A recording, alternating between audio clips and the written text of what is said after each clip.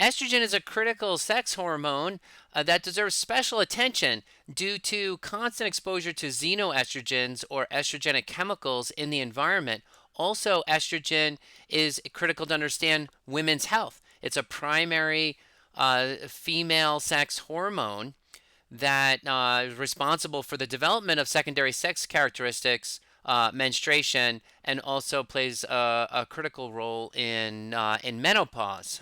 So estrogen can be in excess, or a person can be estrogen dominant.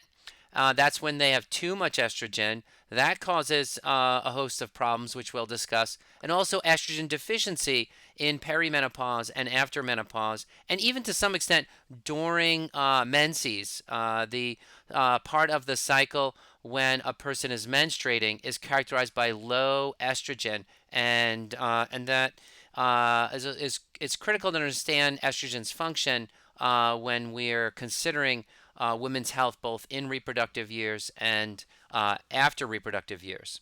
All right, so estrogen is a steroid hormone. It stimulates follicle growth in the ovaries. It maintains lubrication and thickness of reproductive tissues. So the thickness of the endometrium, the lining of the uterus. Now, the uterus has three layers of muscles in it, and then there's the lining of the uterus where implantation of the fetus takes place. And every menstrual cycle, the endometrium thickens with the stimulation of estrogen. And you can see here, this pink curve is the estrogen levels in the body.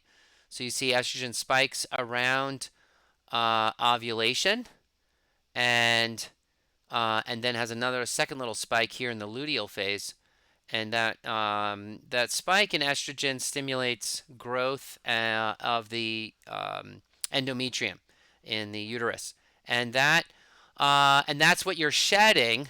The uterine lining is what you're shedding in menstruation. So you see here, estrogen drops, that triggers menstruation, uh, and the cycle begins anew. So there's the shedding of the lining over here, and then slowly estrogen increases, and the cycle repeats itself. You see here another critical hormone, progesterone, increases after ovulation only. A few days after ovulation, um, when the corpus luteum begins producing progesterone in the luteal phase. Okay. All right, so estrogen maintains the lubrication and thickness of reproductive tissues. It stimulates the endometrium to thicken. It's anabolic towards muscles and bone. Altogether, a moisturizing anabolic hormone. It's produced by the ovaries mainly. It's produced by the placenta during pregnancy, but also produced in the adrenals and by fat cells. And this is where men get their estrogen. And also, some estrogen is produced by the testes in men. Estrogen is also in birth control pills. So, a person who's on birth control can have even it can even create an excess of estrogen. Also, estrogen is in hormone replacement therapy and in many plastics and other products that are commonly found in the environment. We'll get more to that. All right, I want to compare estrogen and progesterone from a biocharacteristics perspective, from the energetics of these two hormones. First, we'll consider moisture. Estrogen is moist and oily, and let's compare that with progesterone. Progesterone is a diuretic, so it's more drying, and progesterone increases fat metabolism, so it reduces fat. So here we see that these two hormones are opposite with regard to moisture. Estrogen increases water retention, it increases collagen in epithelial tissues, and that's why when estrogen drops after menopause, the skin dries out. And so while estrogen is present, it moistens the skin, moistens the tissues, encourages water retention, and that is opposite to progesterone, which is a diuretic and can and lacks some of the more moisturizing qualities of estrogen. As I said, estrogen is oily. It increases fat storage. Progesterone improves fat metabolism. Estrogen increases the mass and strength of muscle tissue, although it's more focused on the strength of the muscle tissue than the mass of muscle tissue. Progesterone increases muscle mass, but also relaxes the muscles and the blood vessels for that matter. One of the reasons why women get varicose veins during pregnancy is because progesterone relaxes smooth muscle tissue, and that causes the veins to relax and dilate and not quite function as well. And then varicose veins is when they become distended or overstretched. So progesterone relaxes muscles, and if you've ever been pregnant, you'll know that feeling of all of the muscles in the hips relaxing, and then of course relaxing even more just before childbirth, when the hips have to open up to let that baby out. Both estrogen and progesterone cause the milk ducts in the breast to widen or dilate, and so breasts may swell or become tender. Actually, one of the signs of estrogen dominance is that the breasts swell and become tender around menstruation. Okay, great. So let's talk about temperature. Estrogen is cold. It lowers the body temperature. An estrogen dominant person has a cooler body temperature. All right, that doesn't mean that estrogen dominant people don't show signs of heat, though. In a Vata constitution, estrogen dominance can stress the liver out, and that can cause acne. And you see that in adolescents, that they're not necessarily a Kapha constitution, but because their menstrual cycle has not really stabilized yet, they can have an excess at some points, which will stress out the liver and cause some acne and breakouts. In a person who's more constitutionally Kapha, estrogen can cause blood stagnation and increase blood clotting factors. And that stagnation of the blood causes heat. So in Ayurveda, we would call that kapha blocking pitta. So estrogen can cause false heat, but otherwise it is generally cooling. Progesterone, on the other hand, is hot. If you are tracking your cycle and your temperature throughout the cycle, you can, in a way, measure your progesterone levels by body temperature. So you should expect to see a rise in body temperature as progesterone increases in the luteal phase, and then about 12 days later, 12 to 14 days later, you should see that temperature drop again as progesterone becomes more deficient and drops. So if you are deficient in progesterone, what you'll see is that you may not get a temperature spike, or the temperature spike will be less than 12 days, and you'll have a shorter cycle. The progesterone will drop off too soon, and that can lead to fertility issues. That low progesterone. In fact, that's a common cause of infertility. All right, tension. So we discussed moisture. Estrogen is moist. Progesterone is more drying. Now heat. Estrogen is more cooling. Progesterone is more heating. And then let's talk about tension. Both hormones ease tension. Estrogen by relaxing the nervous system. Progesterone by relaxing the muscles.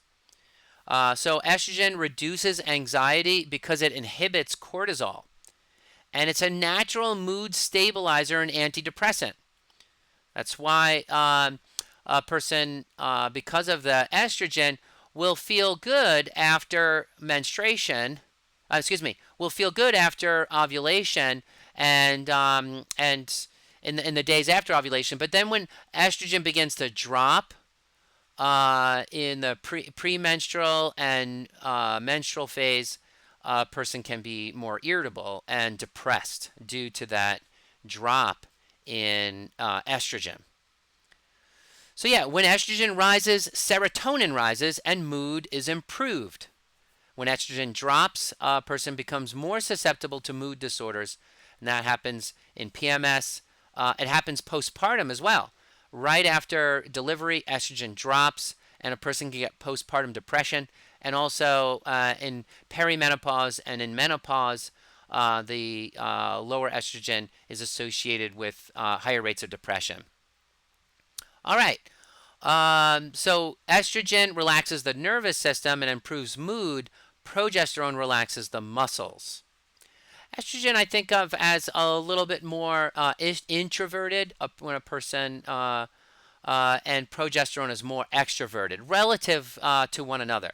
So a person with lots of progesterone is more exuberant, has strong libido, especially after ovulation.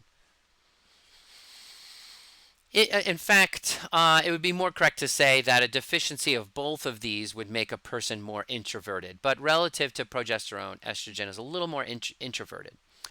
So the kapha introvert may have more progesterone. All right. So in summary, estrogen is cold, moist, oily, anabolic, and anxiolytic. It increases kidney yin, whereas progesterone is more hot and metabolic. It relaxes the muscles and it's drying, and that Chinese medicine would call kidney yang. So in Ayurveda, we would say that that estrogen is vata and pitta pacifying, but kapha aggravating, whereas progesterone is more vata and pitta aggravating and neutral to kapha. Okay, it's normal for estrogen levels to fluctuate, as we mentioned, during the and throughout the menstrual cycle. It's highest around ovulation, lowest at menstruation, and then it drops after menopause. It's also important to know that there are 3 types of estrogen produced depending upon your life stages. So, estradiol is the estrogen produced by the ovaries for women of childbearing age. Estradiol is the estrogen produced during pregnancy by the placenta. And estrone is the form of estrogen produced after menopause. And that's similar to men, where the estrogen is produced in the adrenal glands and fatty tissues.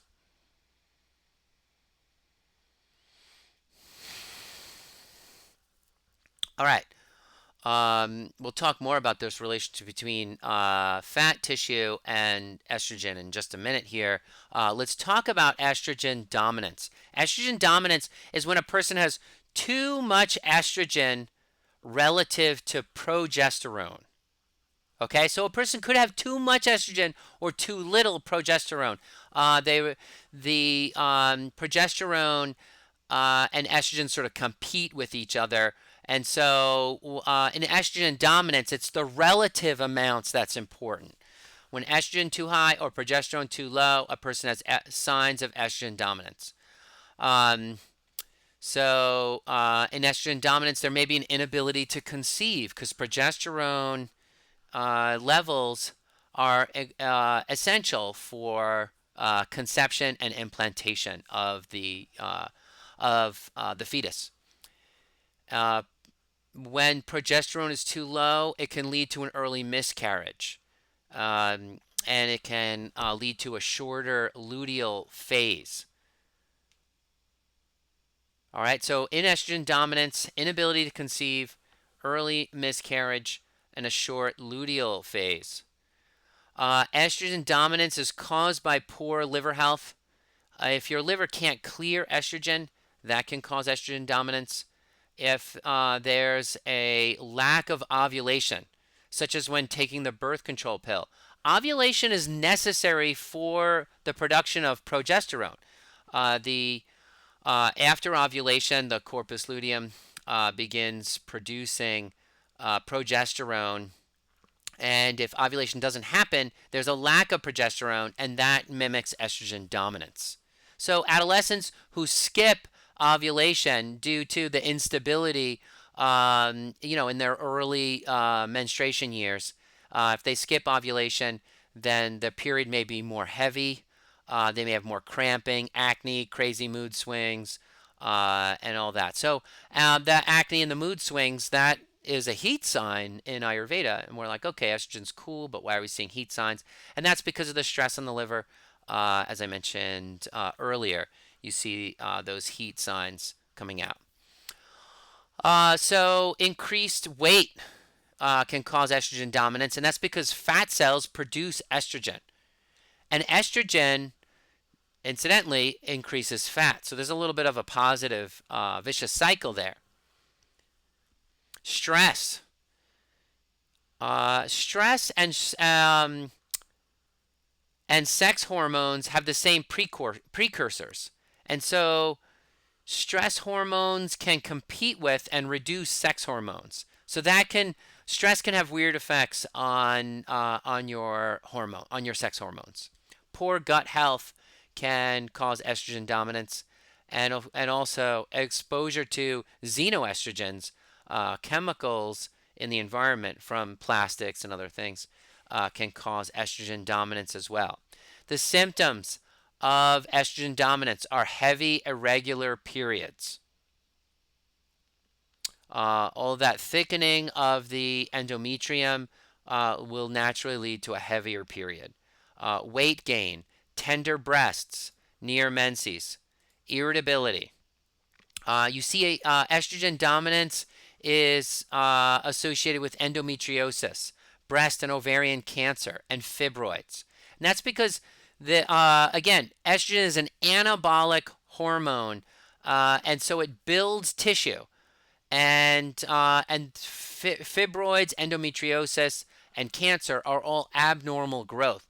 And so estrogen can stimulate the growth of this abnormal kind of growth.